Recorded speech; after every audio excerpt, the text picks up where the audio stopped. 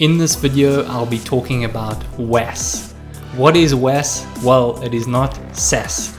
It is websites as a service. It's an exciting new trend in web design pricing, and I look forward to getting into it right after this. Here's a simple overview of what it is. It is a subscription-based pricing model selling services like web design. Here's how it works. There are generally two types of pricing.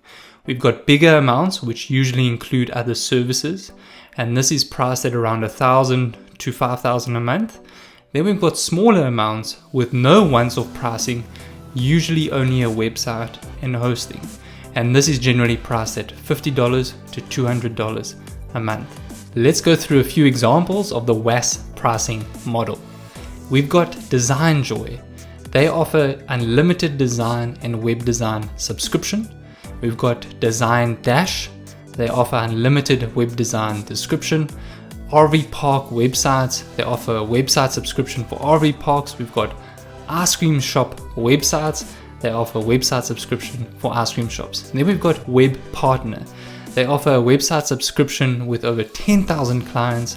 Now, not all of them could be on the subscription, but even if only 10% are on the subscription model, it adds up to a very good, predictable, recurring income to allow you to outsource and have a business that runs without you at a hefty profit. Now that we have a few examples, let's look at the pros and cons of this pricing strategy. The pros are it is much easier to convert a lead into a client. The second one is a template-focused website. It's crucial that you're offering a template web design and not a custom website, as you need to create websites extremely fast, usually within 1 day, so that it's financially feasible. The next positive is if you can get to 50 to 100 clients a month, it adds up to an amazing recurring income. You can avoid the valley income that so many freelance web designers experience every single month. 1 month they earn a great income, the next month they basically think they need to get a full-time job.